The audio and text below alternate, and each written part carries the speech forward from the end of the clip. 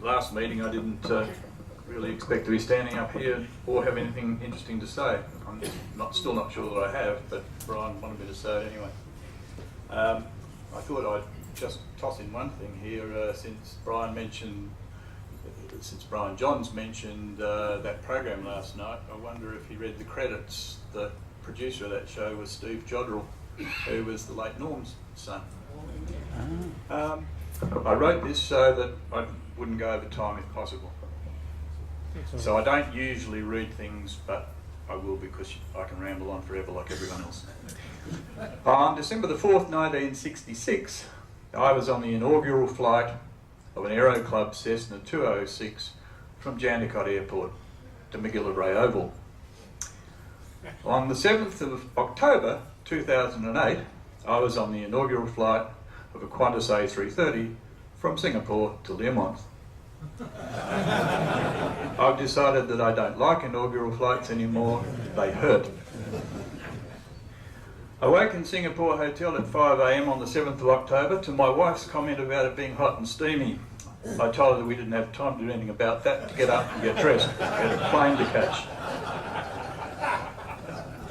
As I packed, I decided we wouldn't need our camera on the flight home and transferred it from my cabin luggage to suitcase. That was a decision that by the end of the day would have potentially lost me a few $1,000s. We went to the airport in the seclusion of the Qantas Club, and over breakfast I got onto my email for the first time in a week. 122 deletions later, and I'd got rid of the invitations to widen, lengthen and strengthen parts of my anatomy. Well, only one part actually. And I was beginning to think that my wife had been circulating some personal shortcomings about me. However, when the other emails included some from attractive Russian, Chinese and Thai girls who were after my intellect, body, sponsorship and financial support, I decided it probably wasn't her handiwork after all. The TV news that day carried the latest on the uncontrolled fall of the stock market, so I might have detected an omen there. However, since the news had been the same for the previous week, I'd been lulled into a sense of false security, or securities. We shared the lounge with an Australian couple and their 3 boys. They were apparently returning home from the previous week's Grand Prix, as the parents permitted, even encouraged, their boys to set up a racetrack throughout the lounge. They completed lap after lap, including engine noises. Each time they got back to the pits, they got waved off by their owners and went out for another lap or 3. Eventually we left the chicane we were in and ventured down to the gate for QF 72 for Perth. Is anyone here from Qantas? I'll still put in a proviso. I often lie a lot when I'm giving talks. That should cover, I hope. As we came on board, we were greeted by a senior customs relations officer. She was so senior, I think, that her senior's card would have predated mine. As a veteran hosty observer, this was bad news for me. I hoped that the entertainment system was working. When in our seats, further observation revealed a couple of the senior's daughters, a few more granddaughters, and another cabin attendant bearing a stronger resemblance to a Nigerian rugby player. Fortunately, he was male, as with another who looked a bit like a ballet dancer. One of the daughters stopped to have a chat with me and didn't leave until the captain came on the PA about 15 minutes before scheduled departure to tell us we were fully loaded, would be pushing back almost immediately, and with favourable winds en route we could expect to be at the gate in Perth well ahead of schedule. I raised my eyebrows to my wife. In the past 2 years, the closest departure to the scheduled time that we'd experienced was only 15 minutes late, and the furthest 7 hours. I knew this must be our lucky day. The order went out to the doors for the doors to be armed, but there was no call for them to be cross-checked. I wondered, was a slackness creeping into Qantas? Had the captain forgotten his script? Or had the collective mothers of the current captains, many of whom were probably still senior cabin attendants, finally told their sons to stop treating them as dummies? 20 minutes later we started engines. In another 10 we were on our takeoff roll. We now felt comfortable. Order had been restored. Qantas was running late, God was in his heaven, and all was right with the world.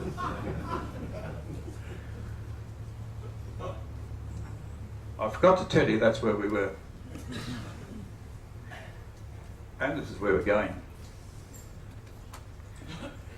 At the top of climb, we received the usual briefing about what the cabin service would entail for the flight, together with a completely unnecessary reminder to leave our belts fastened when we were seated, in case of unforeseen turbulence. We were also told that one of the flight attendants had failed to report for duty that morning, consequently service would be a bit slower than usual, and the Qantas shop would not be open for the sale of duty-free and other goods. Normally that last piece of information would have gone straight through to the keeper, but on this occasion it didn't. See, on the way to Singapore the previous week, we'd seen advertised a Darth Vader watch, just the thing a grandson who would be turning 7 in the next few weeks would want. We'd resolved to buy it on the return flight. Now we wouldn't be able to. I looked quizzically at my wife and she responded, "Well, that hostie seemed to like you, why don't you go and chat her up after lunch and see if you can get her to do you a favour? Don't you just hate wives who knows you so well?"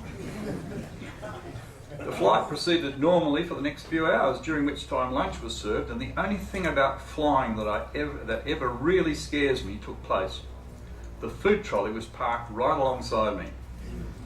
I'm always apprehensive throughout its stay because I know if we hit severe turbulence it will probably rise up.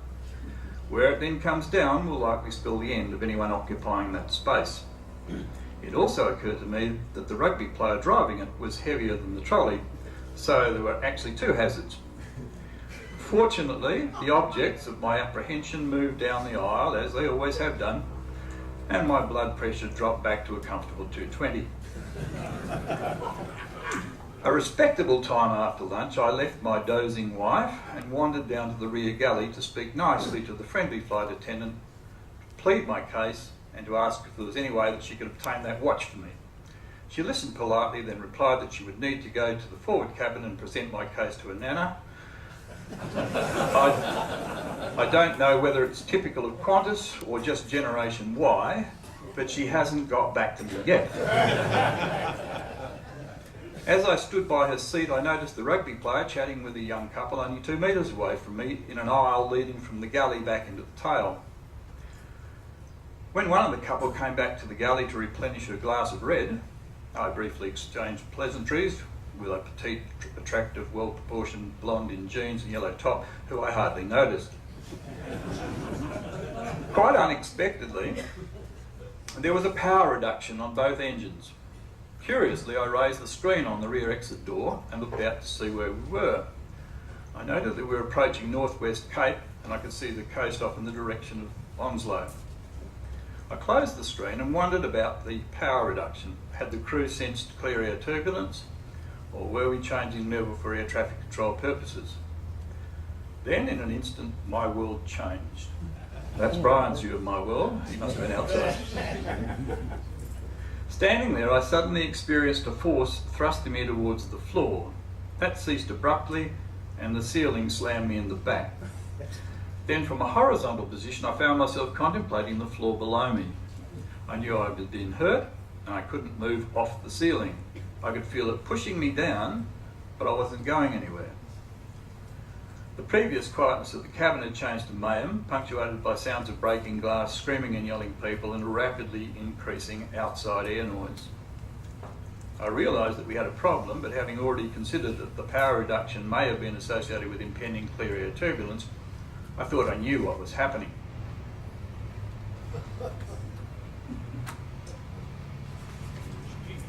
I'm not exactly sure of what happened next, but I left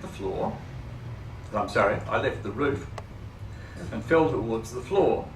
However, as fast as I fell, so did the floor.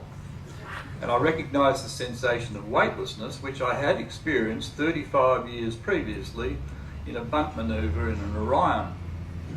However, on that occasion it was deliberate, and the pilot warned the crew when the sensation was about to begin and end. As the contents of the galley, including broken bottles of spirits, were now strewn over the floor on the landing pad beneath me, I fervently hoped that our pilot would not apply too much G on the recovery. Ironically, we were within about 30 miles of the P3 manoeuvre. I thumped onto the floor and then thought to check if anything that hurt was actually broken. While still contemplating that, I rose again a short distance off the floor before another landing. I laid there for a few seconds while repeating the check for breakages, particularly my hip and shoulder. Satisfied, I got up, grabbed the harness of the vacant flight attendant's seat and clung onto it as I started to strap in. It may have been closing the stable door after the horse had bolted, but I wasn't sure that the aerobatic session was over. And by now I had developed a distaste for spaceflight, particularly the re-entry part. A further check of the damage inventory allowed me to add a sore head, a cut left finger and abrasions to my back, and a torn shirt. That wasn't part of me. I decided I was okay to travel again and set off for my seat. As I did, I felt a bit guilty for leaving behind the people in the tunnel, one of whom I could partly see lying on the floor, and the others whom I could hear groaning. There was a lot of glass and other debris between us, and at the time I wasn't feeling that I would be particularly useful to anyone else. I wanted to get back to my wife and see if she was okay. When I entered the rear cabin, I was astonished. Some people were groaning, others were sobbing, but the vision was totally unexpected. There were ceiling panels strewn everywhere, particularly in the aisles. I could see right through to the roof in places, overhead lockers were open, cables were dangling, and at least one oxygen mask was down. Trashed was the only word that came to mind. I continued to pick my way forward to the sound of the remaining cabin attendants yelling at people to sit down and strap in. I knew that they weren't talking to me until the ballet dancer got up to obstruct my path. I told him I was going to my seat, and I guessed he realised I wasn't going to stop, because he then indicated that I could use another seat further forward. I obligingly flopped into that. After all, it was mine. I can't remember when I had seen a bigger grin on my wife's face, nor more relief in her voice, as she welcomed me back and asked after my health. She'd been dozing when I left the seat, but awoke to the sound of the power reduction. She looked out the window to try to ascertain the reason for it. She's a pilot too. Then closed her eyes. She then abruptly opened them to see people near her leaving their seats to the roof. After it stopped raining bodies, she realised that I wasn't there. She unbuckled the belt and left the seat to check whether I was in the toilet. However, she quickly encountered the shaken flight attendants who were yelling at everyone to sit down and strap in. She protested that she wanted to find me, but eventually acquiesced to their demands. She and I quickly discussed our plight, and I assured her that we were under control, and from the view outside and the sound of idling engines, we were on descent into Learmonth. She asked whether the aircraft would just land there and later fly on to Perth. I assured her that with the damage I'd seen further back, no pilot would take this aircraft out again today. Approximately 20 minutes after the upset, the captain came on the PA to apologise for a control problem. He confirmed my predictions and said that we were going to Learmonth because of all the injuries. I concluded that if we had experienced control difficulties, there was another very pressing reason why he was going to land at any available airport. Final approach was accompanied by the usual slight rocking of the wings in the hot noontime air, and the landing was firm but normal. Not unexpectedly, only brakes were used to hold the aircraft, in deference to the fact the runway is long and the aircraft interior, including the passengers, was fragile. Naturally, there was a relieved applause after landing, and the captain became an instant hero. I didn't applaud because, as a pilot, I know that safe landings are not just for the benefit of passengers. After all, we know who's usually destined to be the first to arrive at a crash site. Also, not unexpectedly, some passenger from London went on the radio later to say that the landing was dreadful and frightening. At Learmonth, we were met by the compulsory fire engines and the town's only ambulance. Anyone who had a uniform had donned it and come out to help. The paramedics came on board immediately, and after about 20 minutes the decision was made to offload the able-bodied passengers. We grabbed our cabin baggage and left. Subsequently, we were taken into the terminal building and people rushed to use their mobile phones. Only those connected to Telstra worked. One kind Telstra subscriber allowed us to use his, and we made 2 strategic calls to 2 strategic numbers so that everyone who needed to know would be informed through the network. We were divided into injured people and their companions in the departure hall and uninjured in the arrivals hall. From 2 to 9 p.m, that was where we stayed. I was treated for my injuries and felt I'd been very lucky. While it transpired that I'd severed a shoulder ligament, had a badly bruised buttock. That was the day after there. You should have seen it a week after. My mother would have kissed it better, but I couldn't even get my children's mother to kiss it better. I think she said something like, kiss my glasses or something. I didn't try. Anyway, I didn't go to work anyway. I had a cut finger, back abrasions, a head wound which left me bald. That's what my lawyers are saying.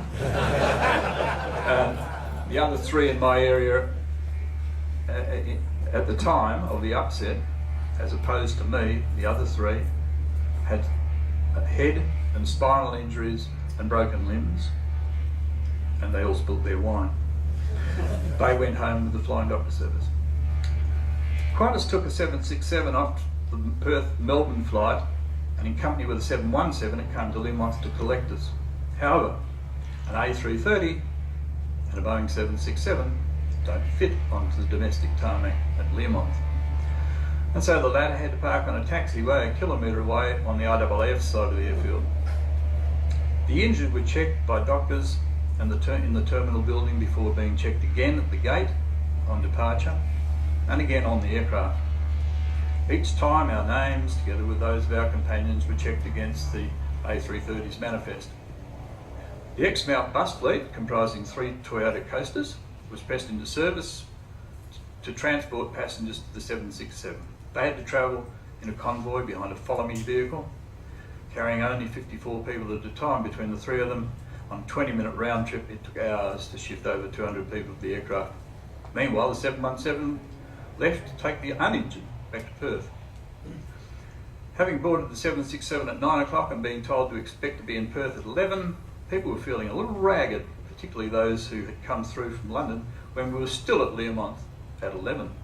One of the problems was that they couldn't work out the number of people on the aircraft. Cabin crew went through in pairs and counted us no less than 8 times, and still didn't seem to add up. Finally, we left regardless, carrying a lot of extra medical, quarantine, police and customs people who'd come up from Perth on the 717. The quarantine and customs people came through the cabin, asked the usual questions before kneeling on the floor and stamping our passports. Wouldn't it be good if they could always do that? When we arrived in Perth at 1 a.m, my wife and I grabbed a handful of $50 notes being given away by Qantas, 14 in all, and got into the terminal as quickly as possible. We were greeted by 3 daughters who were very relieved to see us. They had been told that we weren't on the manifests of either of the Qantas aircraft, nor on the Kia flight, nor on the RFDS manifest, and we weren't in Exmouth Hospital. We wondered later if the reason for the 8 counts on passengers was because there were 2 people too many on board. Once into the terminal, we discovered a TV station, and just about every bit of their footage was subsequently divided up and distributed to all the other media as well. However, one question I answered was not broadcast. Perhaps it was not the answer they wanted to hear, or perhaps they dismissed it as sheer bravado. The questioner asked me if I was terrified. I thought for a moment and replied, actually no. I didn't say it to him, but I actually felt at the time that the people who were yelling and screaming were a bit weak. I later scoffed at others who were saying that they thought they were about to die. A bit of self-examination the next day made me realise that I probably wasn't phased because I wasn't totally out of my environment. I have a background of aerobatics, so I'm not unfamiliar with G. I know unusual attitudes, I know weightlessness, and I know aeroplanes. I knew what was happening even though I didn't know why.